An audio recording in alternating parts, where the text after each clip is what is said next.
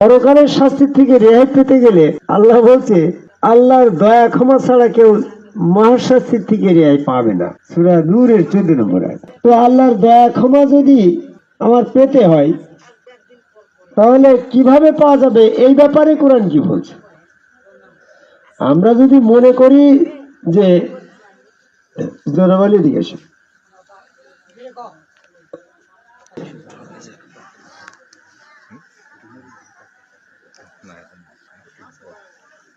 মহাশাস্তির থেকে রেহাই পেতে হলে আল্লাহর দয়া ক্ষমা দরকার।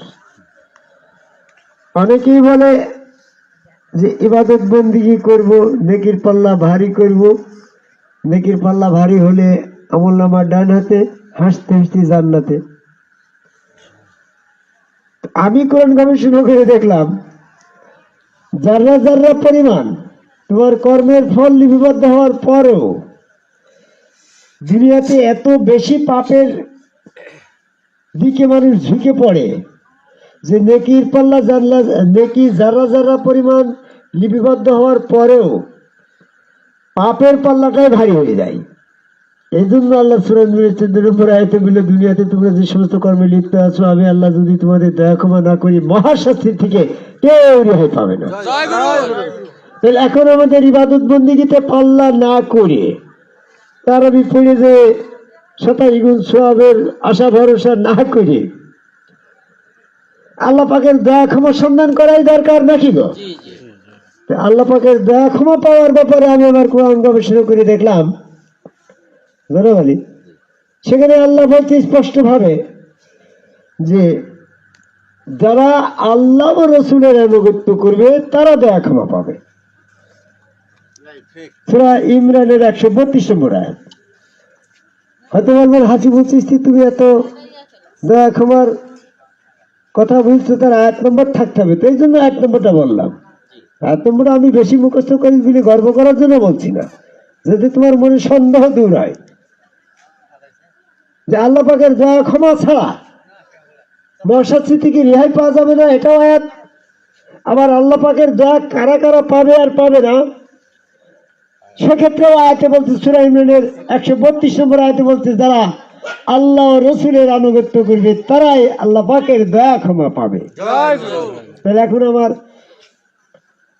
আল্লাহ ও রাসূলের আনুগত্য, তাহলে প্রথমে আমার আল্লাহর আনুগত্য দরকার। আল্লাহর আনুগত্য করার জন্য আমরা কেউ নামাজ পড়ে বেড়াচ্ছি, রোজা করে বেড়াচ্ছি, হজ করছি, যাকাত করছি, এইগুলা এই আল্লাহর আনুগত্যের পর্যায়ে পড়ছে কিনা তা তো একজন কোরআন গবেষকের কাছ থেকে শুনিয়ে নিতে হবে। তোমার জ্বর হয়েছে, প্যারাসিটামল খাওয়ার আগে তো ডাক্তারের কাছে সাজেশন নিতে হবে। যদি ওই জ্বর মনে করো তোমার যদি এই কি জ্বর বলে যে প্যারাসিটামল খেলে আবার সমস্যা হয়ে যায়, এতে তোমার এই আল্লাহর আনুগত্য কোনটা করলে হবে এই ব্যাপারে তাহলে একজন গবেষক, কোরআনের গবেষকের কাছ থেকে তো জেনে নিতে হবে যে আল্লাহর আনুগত্য কি জিনিস আর কিভাবে হয়। আমি কোরআন গবেষণা করে দেখলাম, একজনকে প্রশ্ন করলাম, বলছে তুমি কি আল্লাহর আনুগত্য করো? তো বলছে হ্যাঁ করি। কিভাবে করো? বলে আমি সালাত, যাকাত, রোজা ইত্যাদি যত রকমের আল্লাহর হুকুম আছে সব হুকুম পালন করে আল্লাহর আনুগত্য করি।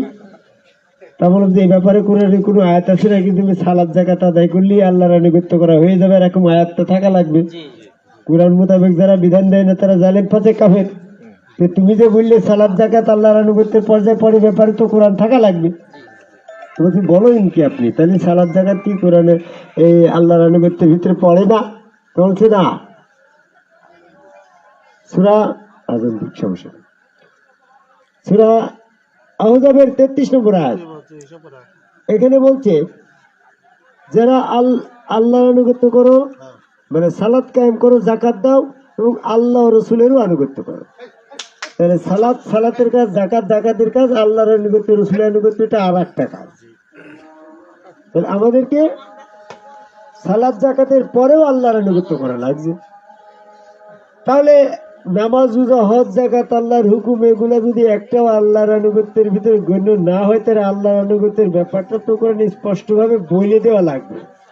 সেই ব্যাপারে কোরআন গবেষক আছি বলে আপনার কাছে আমাদের কথা সেটা প্রশ্ন করি, সেটা কি? আমি সূরা নিসার 80 নম্বর আয়াত দেখলাম যে মান আতিউর রাসূল ফাকাদ আতিউল্লাহ, যে ব্যক্তি রসুলের আনুগত্য করলো সেটা আল্লাহর হয়ে গেল। সূরা ইমরানের 31 নম্বর আয়াতে বলছে যে রসুলের আল্লাহর ভালোবাসলে রসুলের। সূরা নাবার 39 নম্বর আয়াতে বলছে আল্লাহর ঠিকানা করো। সূরা আল ফাজর 10 নম্বর আয়াতে বলছে আল্লাহর ঠিকানা হচ্ছে রসুল। তাহলে আল্লাহর আনুগত্য করতে হলে লাগছে রসুল। এখন রসুলের আনুগত্য করতে লাগছে কি? রসুলের ব্যাপারে আনুগত্য করতে হলে বর্তমান রসুলের লাগবে। নবী মুহাম্মদ সাল্লাল্লাহু আলাইহি সাল্লাম উনি নবী, ওনার আনুগত্য করা যাচ্ছে না। নবী মুহাম্মদ সাল্লাল্লাহু আলাইহি সাল্লাম ওনার নবী, উনি যে নবী, ওনার আনুগত্য করা সম্ভব নয়। এই ব্যাপারে কোরআনে কি আয়াত আছে? আয়াতটা দেখো। যদি আজান হচ্ছে না গো, আচ্ছা তাহলে আজানের পরই কথা বলি।